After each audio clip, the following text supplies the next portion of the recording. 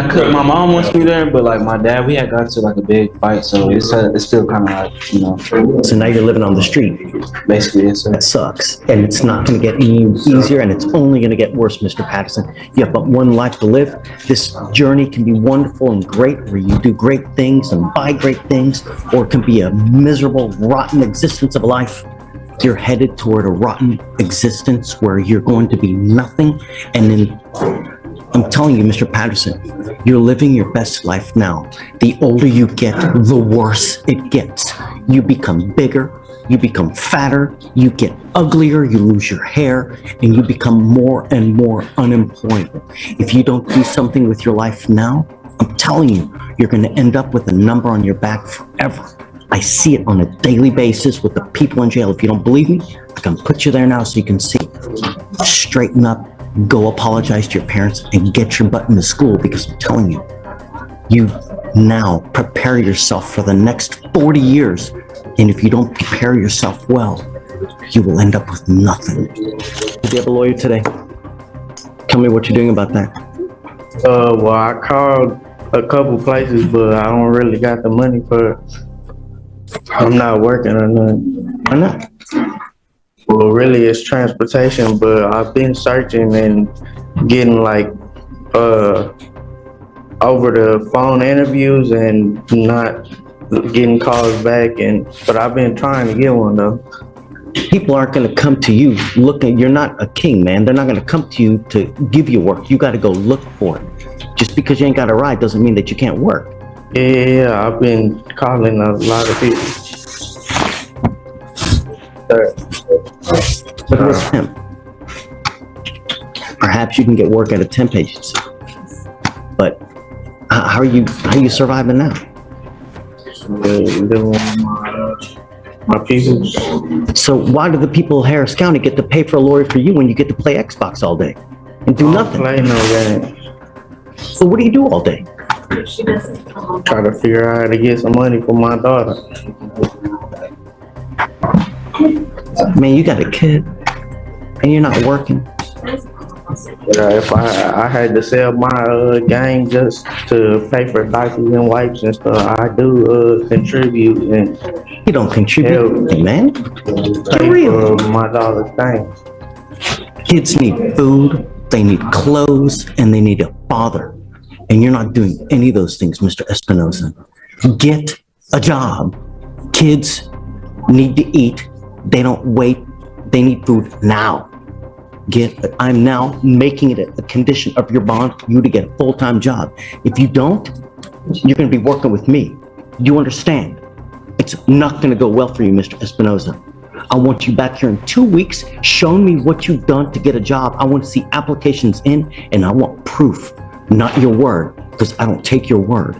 You ain't got proof, things are going to go real bad for you real quick. Do you understand? Your Honor, if I may. I'd like to move for another bond condition. We received a notice that this defendant was attempting to purchase a firearm while having an active MOA. It wasn't enough to charge him at the time, but he was attempting to purchase a firearm. And so I want to add no conditions or no contact conditions with any location that sells firearms.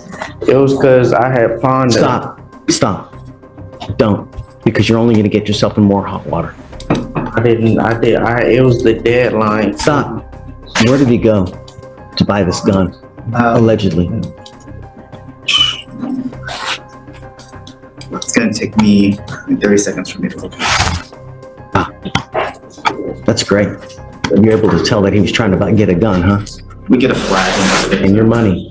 Your money.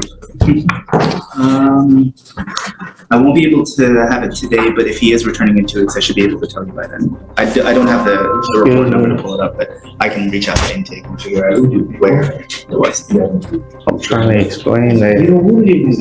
Hey, so here's the deal. I'm putting him under bond conditions, no dope, no alcohol. My only additional condition was any location that sells a firearm so that he doesn't attempt to purchase another firearm. Let's do this. I'm sending you for a drug test right now. I want to see what's in your system. Let's see why you're not working. You've been smoking dope all day. We'll see. Take your seat for me in the jury box, Mr. Espinosa. Do you have a lawyer today? Tell me what you're doing about that. for a job. Trying to. How long you been trying to look for a job? Since I've been 40 last month. When's the last time you worked?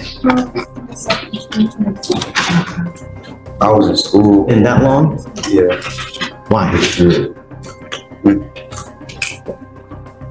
I just got out of school, so, Got out of school where? TSU. Did you graduate? Huh? Got out of what school? Texas Southern. I just been in school, so. So you're in college? I have a little small business, so I've been looking for clients, but that hasn't been going, so I was trying to book jobs at McDonald's and security, but I haven't got it yet. So, How old are you now? You're 30. And so you went to college? And then what happened with college? got out like last year. Let me ask you something. How bad is it now to try to get a job? How bad is it? Does it suck? Is it hard to get a job? You're now charged with theft, Mr. North. How bad do you think it's going to go if you get convicted of this theft? You think it's tough now? Wait till you get a theft conviction on your record. You now have a prior interference that's been dismissed. You now have to stand charged with theft. You will never get a job if you're branded a thief. And you're charged with a lot of money theft. So, you think it's hard now? It only gets harder the older you get. It don't get easier. It gets so much more difficult. Alrighty, yes, sir. Do you mind giving an application, please, Mr. Deputy Simpson?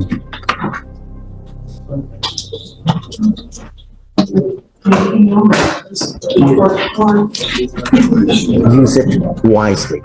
I don't give lawyers to people who continue to pick criminal cases. This is now 2. No more. Person inside an apartment that the complainant stated that was supposed to be vacant, found there was observed to have damage on it. Officers made scene, and they found 2 juveniles inside the unit, and as it was cleared, they re-entered and found this now defendant in the bathroom hiding. There was a firearm, a black 9mm Ruger with the serial number defaced and unreadable, scratched off with an unknown instrument that the defendant admitted was his in his possession. Mr. Patterson, I'm going to find that there's probable cause to go forward with your case. How old are you, sir? 21 now. What do you do for a living? I recently I've been fired, but I used to work. Folks around? Yes, sir. I do. I have my mom and my dad. They live together in Missouri City. You don't live with them? Why not? I got put out. Get back there. I mean, I could. My mom wants me there, but like my dad, we had got to like a big fight, so it's still kind of like, you know. So now you're living on the street. Basically, yes, sir. That sucks. And it's not going to get any easier, and it's only going to get worse, Mr. Patterson. You have but one life to live. This journey can be wonderful and great, where you do great things and buy great things, or it can be a miserable, rotten existence of a life. You're headed toward a rotten existence where you're going to be nothing, and then I'm telling you, Mr. Patterson, you're living your best life now. The older you get, the worse it gets. You become bigger, you become fatter, you get uglier, you lose your hair, and you become more and more unemployable. If you don't do something with your life now, I'm telling you, you're going to end up with a number on your back forever. I see it on a daily basis with the people in jail. If you don't believe me, I can put you there now so you can see. Straighten up. Go apologize to your parents and get your butt into school, because I'm telling you, you now prepare yourself for the next 40 years. And if you don't prepare yourself well, you will end up with nothing. Do you understand? Go back home, get into school, and do something. I'm now ordering you not to go back to the house that you were busted and not to be in possession of weapons. You understand? I'm telling you, you violate these conditions, I will put you in jail. And if you don't have anyone to bond you out, you'll be stuck like Chuck. You understand? Please. I'm going to give you a lawyer today. So I don't want you to pick up any new cases. I don't want you to violate these conditions. Otherwise, I'm telling you, I will keep you with a very high bond. You understand? So, All right.